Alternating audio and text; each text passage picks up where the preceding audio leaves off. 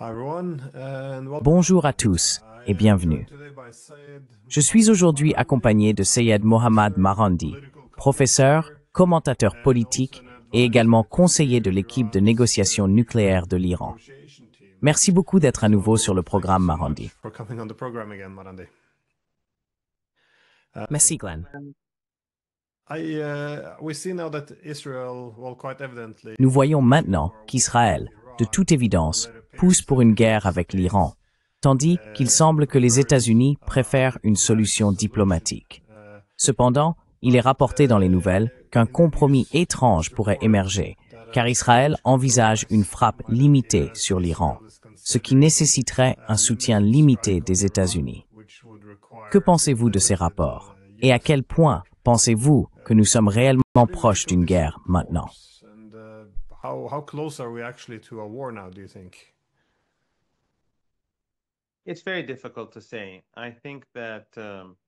Il est très difficile de dire. Je pense qu'à l'intérieur des États-Unis, comme je l'ai dit ces dernières semaines et surtout ces derniers jours, il y a une grande coalition d'élites qui veulent la guerre, que ce soit le Parti démocrate et les libéraux, qui montrent des signes qu'ils poussent à la guerre, ou une partie de l'élite républicaine, ou que ce soit les néoconservateurs et les sionistes et les suspects habituels. Cette énorme coalition pousse à la guerre. La raison pour laquelle je pense que beaucoup d'opposants à Trump cherchent la guerre est simplement parce qu'ils veulent que Trump échoue. Donc, vous voyez John Kerry, je n'ai pas lu l'article, mais on m'a dit qu'il a écrit un texte où il disait que ce n'est pas suffisant, que le chemin que Trump prend, l'Iran est faible, l'Iran est vulnérable, et donc nous devons prendre beaucoup de l'Iran.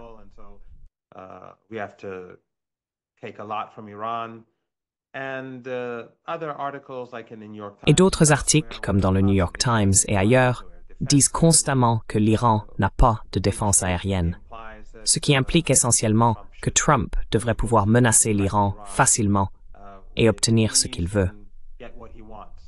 Bien qu'il soit absurde de dire que l'Iran n'a pas de défense aérienne ou que ses défenses aériennes ont été affaiblies, en fait, je soutiendrai que les défenses aériennes de l'Iran aujourd'hui sont nettement plus fortes qu'elles ne l'étaient il y a 6 mois ou 1 an. Mais le point est que ces personnes veulent pousser à la guerre pour différentes raisons. Dans le cas des néoconservateurs et des sionistes, c'est très clair. Dans le cas de certains de ces républicains et des démocrates, je pense que leur animosité envers Trump ainsi que leur affiliation étroite avec le sionisme, et beaucoup d'entre eux étant néoconservateurs, ont rendu évident pourquoi ils pousseraient dans cette direction. Mais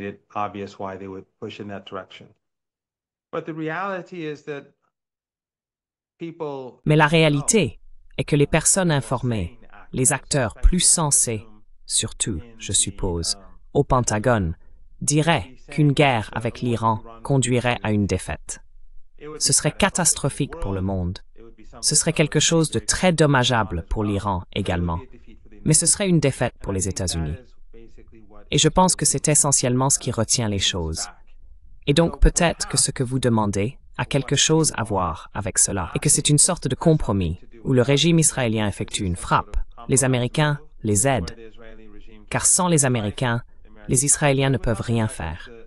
Ils sont beaucoup plus faibles qu'ils ne sont dépeints. Et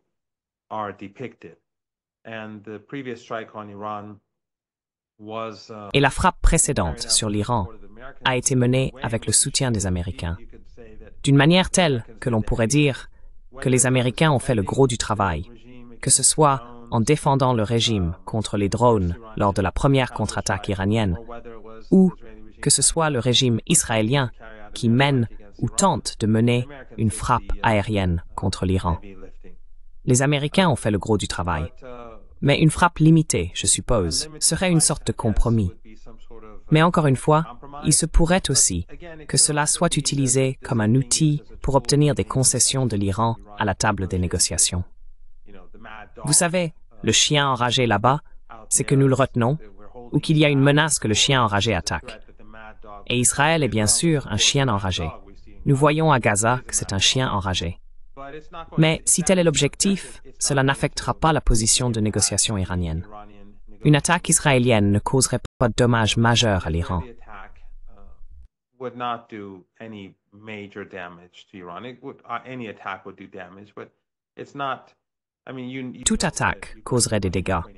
Mais ce n'est pas, je veux dire, vous connaissez la guerre russo-ukrainienne. Elle dure depuis bien plus de 3 ans. Des bombardements jour et nuit, des attaques de drones, des attaques de missiles, des attaques d'artillerie, depuis bien plus de 3 ans maintenant. Et les deux pays sont toujours là. D'énormes dégâts. Mais quelques avions tirant des missiles depuis l'espace aérien irakien ne vont pas créer de grandes difficultés pour l'Iran. Et bien sûr, la réponse iranienne serait bien plus efficace, car l'Iran dispose d'une énorme capacité de missiles et de drones. Glenn, je devrais souligner qu'au cours des derniers mois, les Iraniens ont investi beaucoup d'argent dans leur capacité de missiles, leur capacité de drones, leur site de défense souterrain et leur capacité de défense aérienne. and their air defense capabilities. And I think that is because they are preparing themselves. Et je pense que c'est parce qu'ils se préparent à la guerre. Mais aussi, ils utilisent leur expérience à travers leur propre frappe contre le régime israélien et à travers la frappe qui a été menée contre l'Iran pour se moderniser et être capable d'avoir une armée plus efficace à l'avenir. Donc je pense que s'il y a une guerre majeure, je n'ai aucun doute que les Américains perdraient. Surtout à un moment où ils ont tant de difficultés économiques et où ils sont marginalisés à travers le monde à cause de la guerre commerciale. Ils ont des problèmes en Ukraine et leur image à travers le monde a été brisée par Gaza. Je pense que ce serait catastrophique pour les Américains, probablement plus que pour quiconque. Et une guerre limitée ou une frappe limitée par le régime israélien serait catastrophique pour le régime israélien.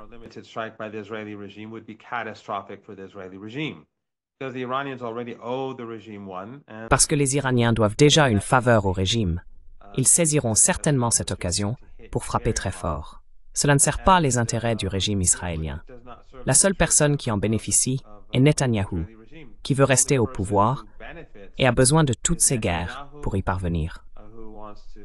Il y a une grosse erreur de calcul d'ailleurs, Glenn, aux États-Unis, et c'est la croyance que l'Iran a été affaibli.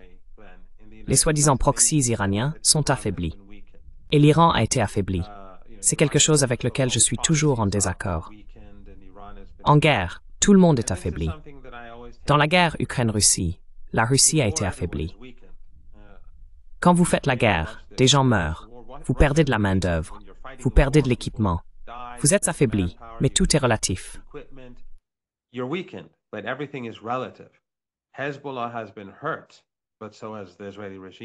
Le Hezbollah a été touché, mais le régime israélien aussi. Le Hamas a été touché, mais le régime israélien aussi.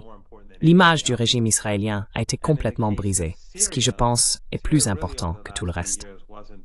Et dans le cas de la Syrie, au cours des dernières années, n'était plus vraiment un allié de l'Iran. Et je pense que le chaos actuel en Syrie est assez préjudiciable pour l'Occident. L'Iran ne paie plus pour le pétrole et pour le confort d'aider les Syriens ordinaires. Il est hors du pays, donc cet argent est dépensé ailleurs. Dans le cas du Yémen, je pense que c'est l'inverse. Le Yémen est devenu très puissant et les Américains se sont montrés bien moins capables qu'ils ne le prétendaient.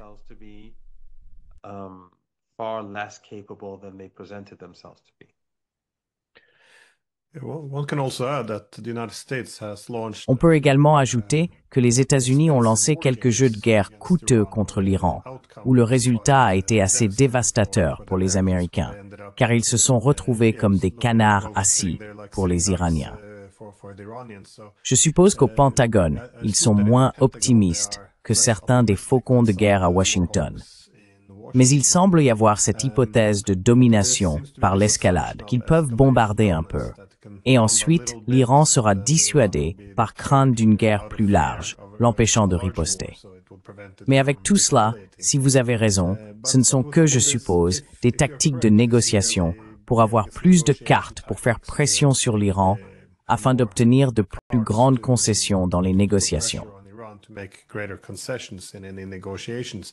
Beyond this, what is actually happening? Au-delà de cela, que se passe-t-il réellement avec l'alignement de l'Iran dans le monde? Parce que je vois de plus en plus d'indications que l'Iran se rapproche à la fois de la Chine et de la Russie, sur le plan économique ainsi que sécuritaire, je suppose. L'économie sera plus proche de la Chine car elle va dans cette direction avec les sanctions économiques, mais la sécurité. Nous voyons à la fois en Syrie et en Ukraine que les Iraniens et les Russes se rapprochent de plus en plus. Voyez-vous un partenariat trilatéral émerger en réponse à cela? Ou lisons-nous trop dans cette situation?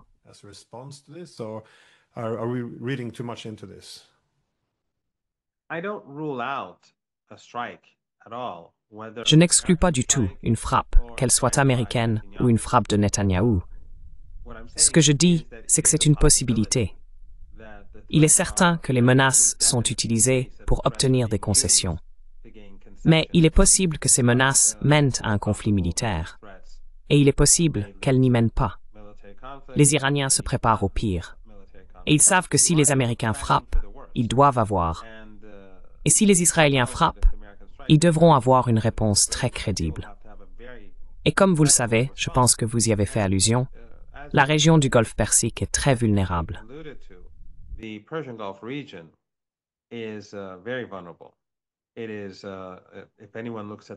Si quelqu'un regarde la carte, ce n'est pas très large, et les Iraniens contrôlent un côté. C'est pourquoi on l'appelle le Golfe Persique.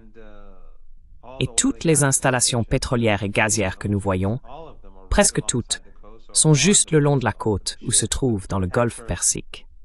Et les navires, les pétroliers, passent juste devant l'Iran, donc ce sont tous des palais de verre. Le Qatar est un pays de 350 000 personnes. C'est une ville, une petite ville en Iran. Les Émirats ont une population de détenteurs de passeports d'environ 1 million de personnes. Une ville de taille moyenne en Iran.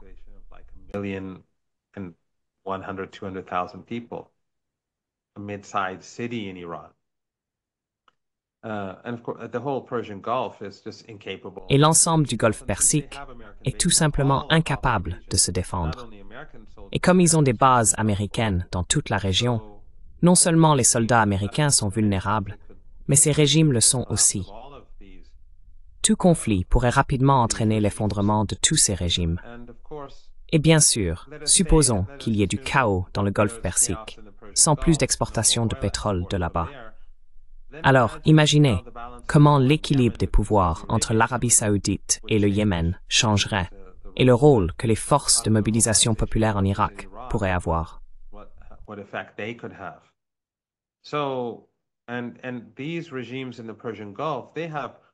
Et ces régimes dans le Golfe Persique ont beaucoup plus de serviteurs, esclaves et travailleurs étrangers que de leur propre population. La population étrangère est beaucoup plus importante. Ainsi, vous pourriez avoir un changement dramatique à travers la péninsule arabique, littéralement en quelques jours et certainement en quelques semaines. Et cela pourrait changer la région pour toujours, au moins pour la prochaine décennie ou deux. Cela ferait chuter l'économie mondiale et l'économie américaine, qui, comme je l'ai dit plus tôt, fait déjà face à d'énormes défis. Je ne pense pas qu'elle puisse survivre. Militairement, lorsque ces régimes s'effondreront, toutes ces bases américaines seront balayées.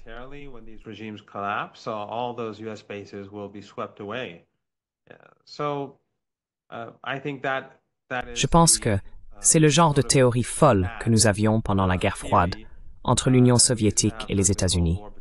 Nous avons ce genre de situation aujourd'hui, où le pire des scénarios signifierait la fin du pétrole de la péninsule arabique, peut-être aussi du Caucase.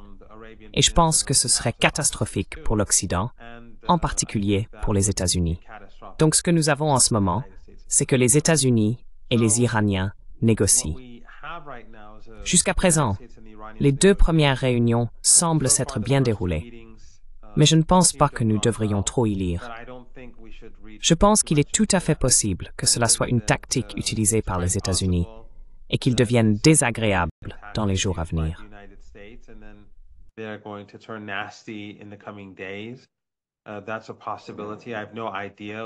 C'est une possibilité. Je n'ai évidemment aucune idée de ce qui se passe à l'intérieur de la Maison-Blanche ou de la planification aux États-Unis. Mais les États-Unis sous Trump se sont révélés extrêmement imprévisibles. Et les États-Unis ont toujours été très trompeurs, que ce soit sous Trump ou autrement. Donc c'est attendre et voir pour les Iraniens. Si les Américains font preuve d'intelligence, s'ils reconnaissent les droits de l'Iran, ce que ferait n'importe quel pays normal, ce que les États-Unis ne sont pas, alors je pense que le chemin à suivre n'est pas si compliqué en fait. Mais si les États-Unis cherchent des moyens de saper la position de l'Iran et de lui retirer sa souveraineté, cela ne fonctionnera tout simplement pas.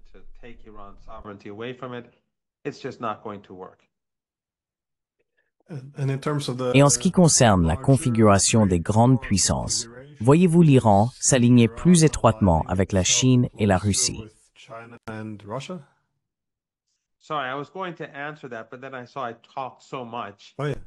Désolé, j'allais répondre à cela. Mais ensuite, j'ai vu que j'avais tellement parlé que j'ai pensé que je devrais peut-être m'arrêter et voir si vous voulez que je continue.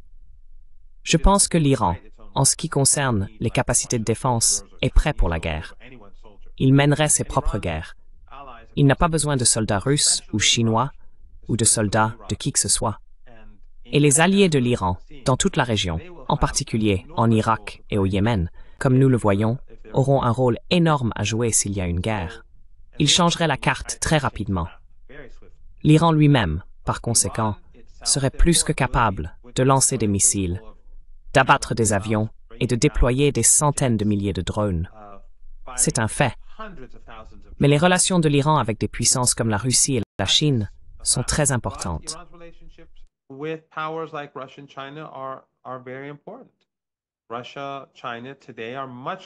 La Russie et la Chine sont aujourd'hui beaucoup plus proches de l'Iran qu'elles ne l'ont jamais été auparavant, grâce aux États-Unis. Un grand merci aux États-Unis. La guerre en Ukraine a fait évoluer la relation. La guerre commerciale avec la Chine a encore fait évoluer la relation entre l'Iran et la Chine. Et ce n'est pas seulement l'Iran, la Russie et la Chine. Trump lui-même a suscité de nombreuses préoccupations. Rappelez-vous, il y a seulement une décennie, c'étaient les pays du Golfe Persique, ces dictatures familiales, et certains d'entre eux appelaient les États-Unis à attaquer l'Iran. Maintenant, ils sont terrifiés par la guerre. Le monde a changé. Vous avez donc vu le ministre de la Défense saoudien, le frère de Mohammed Ben Salman, et bien sûr le fils du roi, venir à Téhéran il y a seulement quelques jours.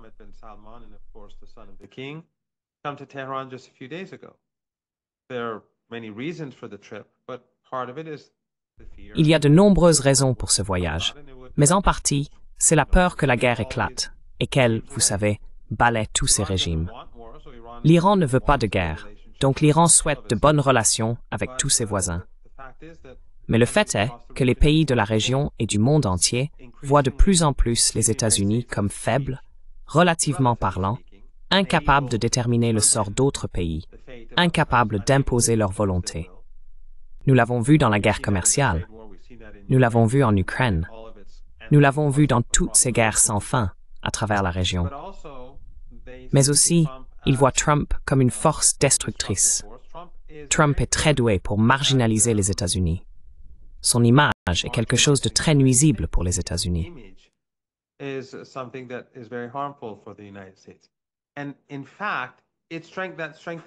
Et en fait, cela renforce le gouvernement iranien, non seulement en ce qui concerne ses relations avec les grandes puissances, les puissances régionales et les pays du monde entier, mais cela aide également le gouvernement iranien à maintenir la population unie, parce que Trump n'a tout simplement pas le pouvoir d'influence que quelqu'un comme Obama avait lorsqu'il était président.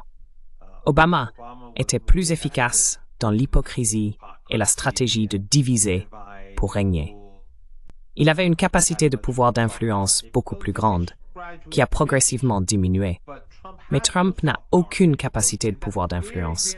Et ce très peu de pouvoir d'influence qu'il a acquis en imposant un cessez-le-feu à Gaza, il l'a détruit lui-même en donnant à Netanyahou le feu vert pour relancer le génocide et en appelant au nettoyage ethnique des Palestiniens. So Trump is Ainsi, Trump renforce l'Iran à la fois sur le plan intérieur, car la population le voit comme fou. Je ne dis pas qu'il l'est, mais les gens ordinaires le perçoivent comme anormal, imprévisible, quelqu'un qui change d'avis, à qui on ne peut pas faire confiance. Et cela aide le gouvernement iranien et l'establishment politique à maintenir l'unité du peuple. Mais cela change aussi les perceptions sur la relation Iran-États-Unis à travers le monde. Les pays du monde entier qui font face à des tarifs douaniers américains sans raison comprennent mieux aujourd'hui la position de l'Iran vis-à-vis des États-Unis.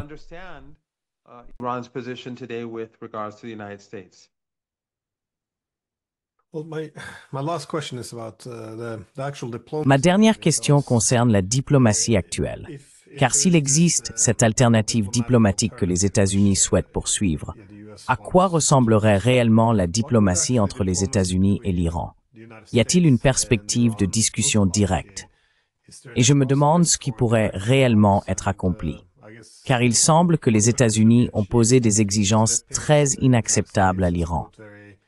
En d'autres termes, ils devraient, dans une certaine mesure, se désarmer tout en menaçant d'attaquer l'Iran.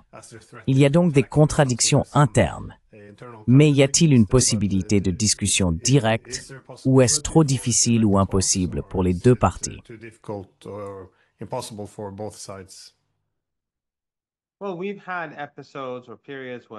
Eh bien, nous avons eu des épisodes ou des périodes où nous avons eu des discussions directes avec les États-Unis dans le passé, et je ne vais pas revenir sur cette histoire.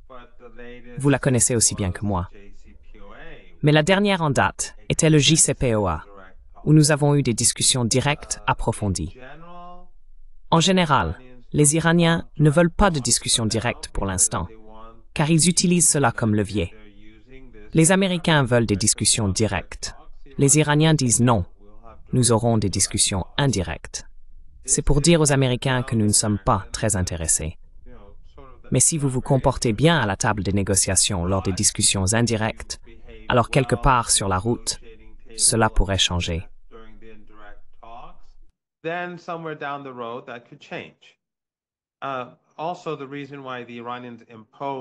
De plus, la raison pour laquelle les Iraniens ont choisi Oman, alors que les Américains voulaient que les Émirats arabes unis soient le lieu où se tiennent les négociations, et que Oman est plus proche de l'Iran, et parce que les Iraniens voulaient également leur dire que vous ne pouvez pas nous dicter les conditions. Les Américains veulent désarmer l'Iran. Ils veulent retirer les capacités de défense de l'Iran et ses relations. L'Iran dit que vous ne pouvez même pas imposer où se tiennent les négociations, et vous ne pouvez pas imposer des négociations directes. Donc, cela implique que vous n'allez pas non plus nous imposer cela. Ce sont des symboles, mais ils sont significatifs. Je pense qu'il est possible que nous ayons des négociations directes à un moment donné, en fonction du comportement de Trump et de son équipe.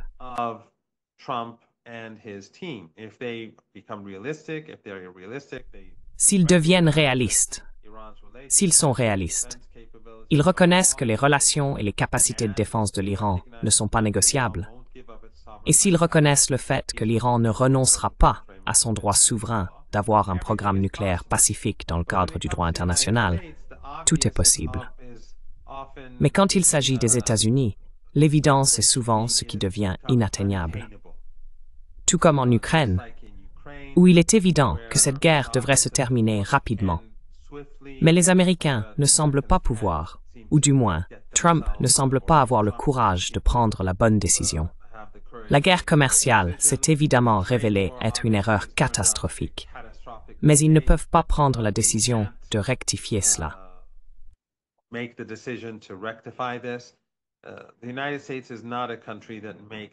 Les États-Unis ne sont pas un pays qui prend de très bonnes décisions. Ils prennent souvent des décisions insensées, mais à cause de leur arrogance et de cette mentalité persistante d'exceptionnalisme américain, surtout parmi les élites, ils pensent que s'ils continuent simplement à pousser et à se cogner la tête contre le mur finira par tomber. Mais ce n'est pas une politique qui réussira. La seule voie à suivre pour les États-Unis est d'accepter la souveraineté de l'Iran, les droits de l'Iran, et de parvenir à un accord raisonnable. Mais je pense qu'il y a une autre chose en arrière-plan. Et c'est que Glenn, il n'a jamais été question du programme nucléaire de l'Iran. Il n'a jamais été question des droits de l'homme.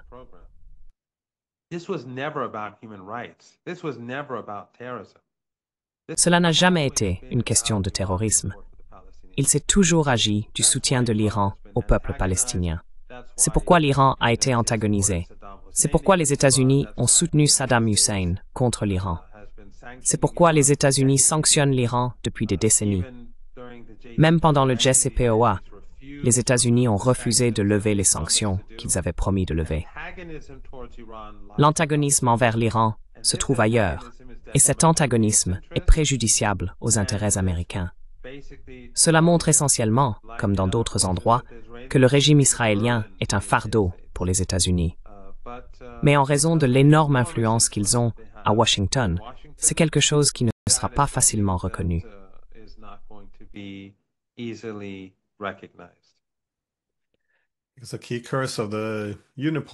C'est une malédiction clé du moment unipolaire pour nous que lorsque vous êtes l'hégémon mondial, vous pouvez absorber beaucoup de coups. Donc oui, cela entraîne qu'une décision insensée ne soit pas nécessairement inversée. Cela pourrait être en partie la raison pour laquelle il y a cette tendance à toujours persister, au lieu de reconnaître la mauvaise direction et de la corriger. Oui, cela reste à voir. Quoi qu'il en soit, professeur Marandi, c'est toujours fascinant de penser. Donc, merci encore. Merci beaucoup de m'avoir reçu. Glenn Diesen. J'espère te revoir bientôt. See you soon.